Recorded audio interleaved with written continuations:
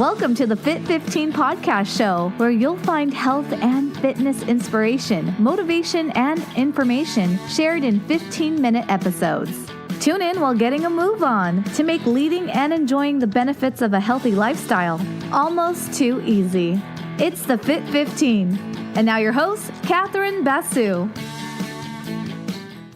Welcome to the Fit 15 podcast show. I'm your host, Catherine Basu, and I'm so excited to be welcoming to the show today Dr. Jason Karp. Dr. Karp has been a competitive runner since 6th grade, where he quickly learned how running molds us into better, more deeply conscious people, just as the miles and interval workouts mold us into faster, more enduring runners. This passion that Jason found as a kid placed him on a yellow brick road that he still follows all these years later as a coach, exercise physiologist, best-selling author of 8 books and 400 plus articles, speaker, and educator. He is the 2011 IDEA Personal Trainer of the Year. His Revolution Running certification has been obtained by fitness pros and coaches in 21 countries. Dr. Karp, welcome to the Fit 15 podcast show. It's truly an honor to have you here. Is it okay if I call you Jason? Yes, of course. Thank you for being my guest today. Oh, thank you so much. My pleasure. So those people who follow my podcast, know I'm a little bit obsessed with running, so I'm really excited to have you as a guest. I have a lot of some general running questions, and then maybe we'll get more into the marathon, since I love the marathon. But didn't know, as you've been going through, I know you coach runners, you're a huge running expert. I read your bio for people there. What is maybe something just off the top of your head, just, things that you've noticed lately that is something that, you really want people looking to get into running to know? Well, there's a lot of things, but for beginners, they tend to get intimidated because it seems like a big deal to go out and run. And so a lot of people don't do it at all because they get intimidated by it. And so, at least for beginners, one thing that I want them to know is that, running is very central to who we are as human beings. All mammals run, and we're mammals too. And people forget that. They don't think of human beings as animals. But all animals run. And so running is a very natural thing. But it's also stressful on the skeleton. So as long as you start out slow and add a little bit at a time, then most people in society can run. I hear all the time from people, I can't run. And well, that goes against evolution. Most people can run because humans evolved to run. It's just the way you approach it and the way you increase the stress over time that enables you to run longer or run faster. So there's no reason to be intimidated by it. But, some people, they think, well, I can't run for more than a minute. Well, then just run for a minute. Sure. And then walk, and then run, and then walk. And over time, as your body adapts, you'll be able to walk less and run more. So there's no reason to be intimidated by this thing that is extremely natural for us as human beings. I love that. I love thinking about running as just being a natural thing. I would agree with that. I do find when I tell people that I run, a common thing, and I know you address this, and I definitely recommend people, you have so many great books, but even on your social media, you share a lot of great factual tips. So I know you've addressed this there, but is running bad for our knees, even though, you said it was natural, but what about that? Is that an exception?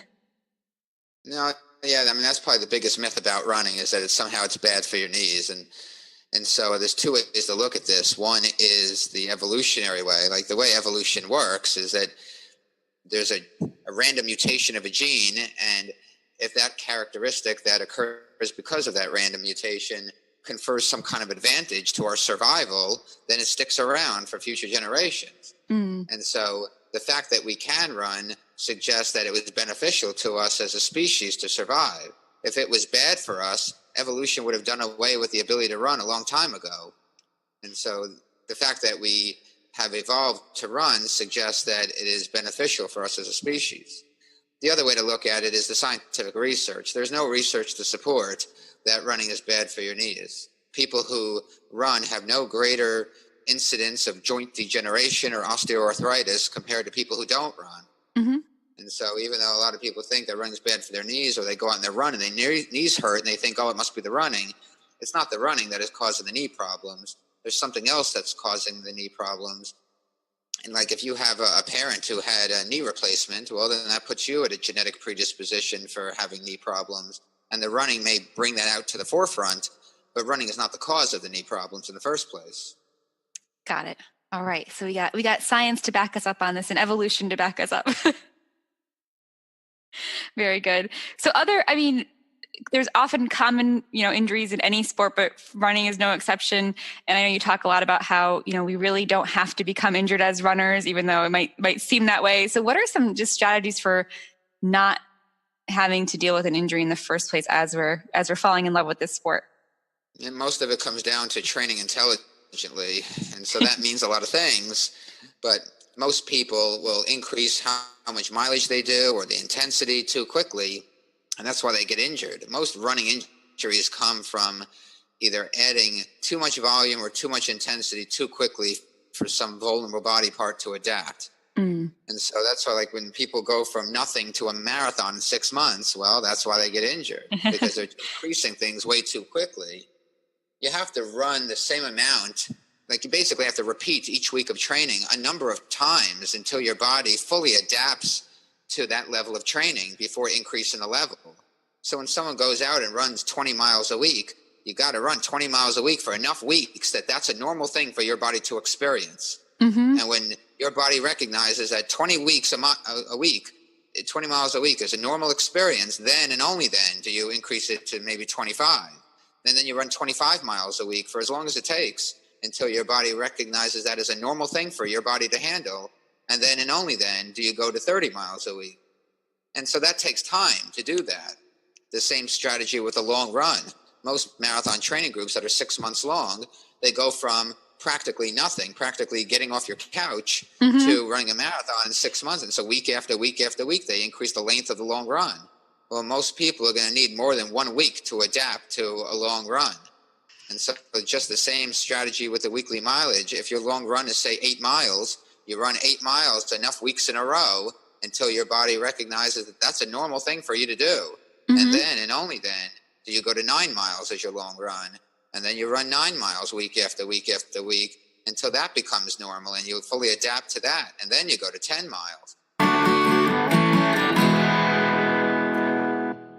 Hi friends, it's Catherine, and in case you're new here, that little sound is your halfway point reminder if you only have 15 minutes and you're doing an out and back walk or run, you want to turn around now. All right, back to Dr. Karp. So you can see how long it could possibly take to get yourself ready for something like a marathon.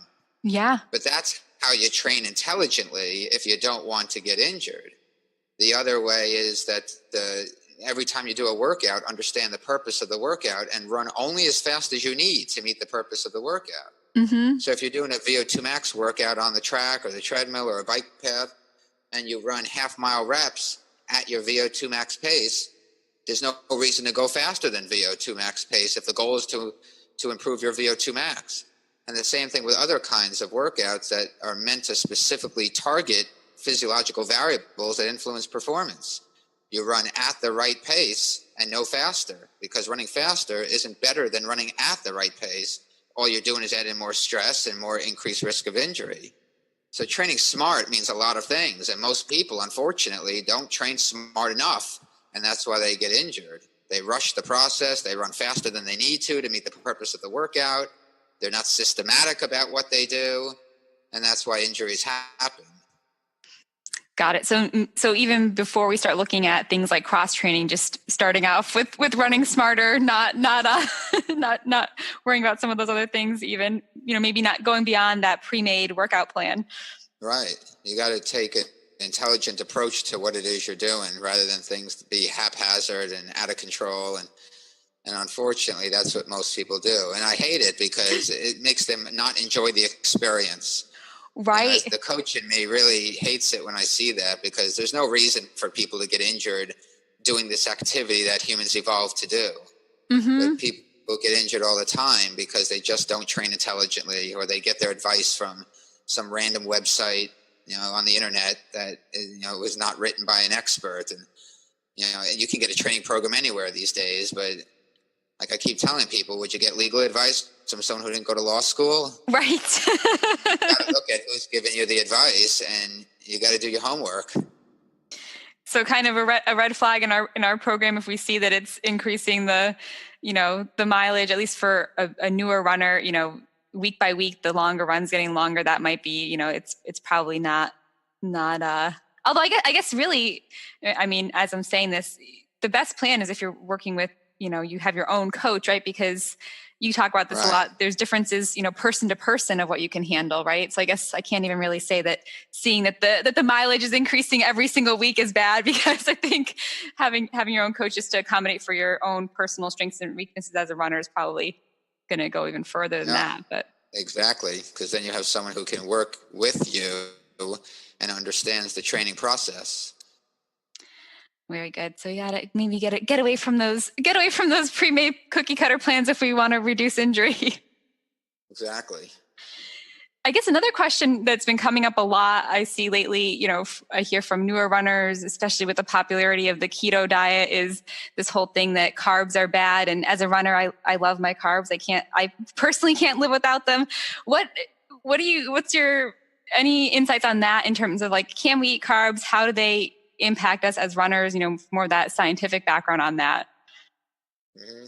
Yep, carbs are a runner's best friend. And so those ketogenic diets or any very low carbohydrate diet is going to impair your running performance. Mm-hmm. Muscles prefer to use carbohydrate during exercise compared to using fat, because carbohydrates are a much quicker, more efficient fuel to burn, especially when it comes to high intensity running. It's almost impossible to do a fast interval workout if you don't have enough carbs in the tank. And so carbs do get a bad rap in our society, but too much of anything is going to make people fat. So whether you eat too much carbs or too much fat or too much protein, whatever is not used to fulfill the metabolic needs of the cell gets stored as fat. But if you're running every day, or at least multiple times a week, and you're doing other forms of exercise, then you're constantly lowering your carbohydrate fuel tank. And so any carbs that you consume go to fulfill the metabolic demand and refill that fuel tank.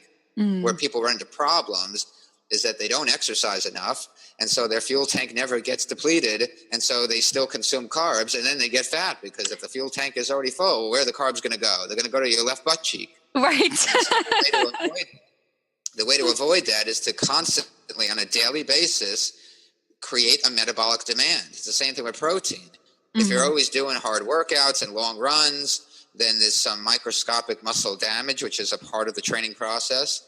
That damage needs to be healed, and the way we heal that is through the use of protein synthesis to repair the muscle fiber damage. That's also the way we adapt. Every time you provide a stimulus, the way you adapt, the way you improve your endurance, the way you get stronger, the way you improve your fitness, it's all protein synthesis. Mm-hmm. We have to make more enzymes, make more mitochondria, make all of these structures that enable us to run faster and run farther. And so you have to have protein in your diet for all that adaptation. But if you don't have anything to adapt to because you're not exercising every day and you're still consuming protein, well, where's it going to go? It's going to go to your right butt cheek. Right. So Right. This becomes the problem in our society. It's really not about how much you eat. It's about creating this huge metabolic demand every day through daily exercise. Mm.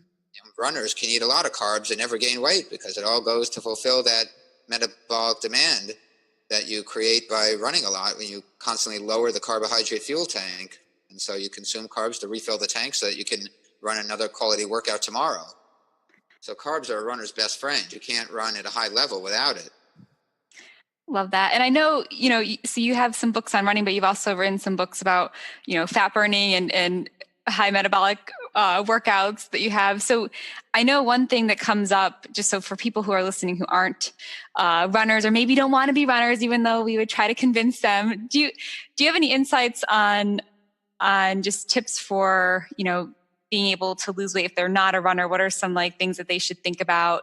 Is it about, this fat burning zone and being in that? Is it about, starting their day, working out in a fasted state, or are there some more practical things we could look at?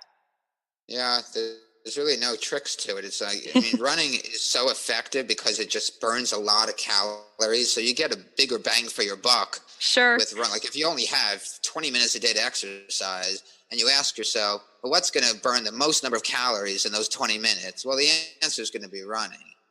And so, but if people don't want to run, running's not for everyone. Some people just don't like it. And, right. I think they're crazy, but some people don't like it. So you have to ask yourself, well, what else is going to give me a bigger bang for my buck? And so anything that is weight-bearing exercise that uses a lot of muscles, I mean, you could do bicep curls all day long, but that's not going to burn a lot of calories. It may make you have shapely biceps, but it's not going to help you lose weight.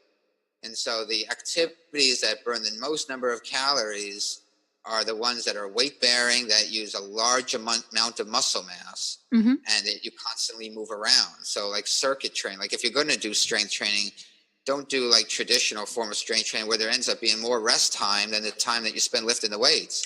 Right. It's got to be done like a circuit format where you move from one exercise to the other exercise where there's no rest in between, because that's what's going to give you the biggest calorie burn for the time that you have to exercise. So maybe save that selfie for after the workout, not during the rest period. Right, exactly, yeah. It drives me crazy. I see all these selfies of people in the gym. They're more interested in the selfie than in the workout. Right. And then they wonder why they don't get results. Oh, good. That's my favorite, when someone's, at the gym and taking 20 minutes sitting on the equipment. I'm like, I don't know. Right. Crazy. I'm all about the work. You focus on what you're doing, and that's how you get results. Hi, friends. It's Catherine, and I hope you are enjoying my conversation with Dr. Karp so far. I'm cutting it short here and saving the second half of our conversation all about running the marathon for tomorrow. But before I sign off here, I want to encourage you to go to today's show notes and definitely go and find Dr. Karp on social media, because he has so much information that he shares on his personal social media pages. And I hope you've found that this episode is helpful for you if you are considering running, have already been a runner, or you're one of my peers in the fitness industry looking to bring more of a science-based approach to helping your clients who are runners. So whatever category you fall into, I hope that you will check out Dr. Karp and see how his resources can help support you in your own fitness journey or the journeys that you are helping others along. And because I cut this episode short, he didn't get to share this, but this weekend there's actually a live workshop class happening in Idaho. So if you are a fitness professional and you are looking for more of a science-based approach to sharing running with your clients, be sure to check out the show notes to find how to connect with Dr. Karp and see if you might be able to attend that course or one in the future. I know I'm looking into doing that myself, so maybe I'll get to see you at one of his events sometime soon. Thanks so much for listening, and if you subscribe, I will chat with you tomorrow where you'll get to hear Dr. Karp's tips for running a marathon. Thanks for listening to the Fit 15. For show notes and more, visit fitarmadillo.com/podcast. See you next time.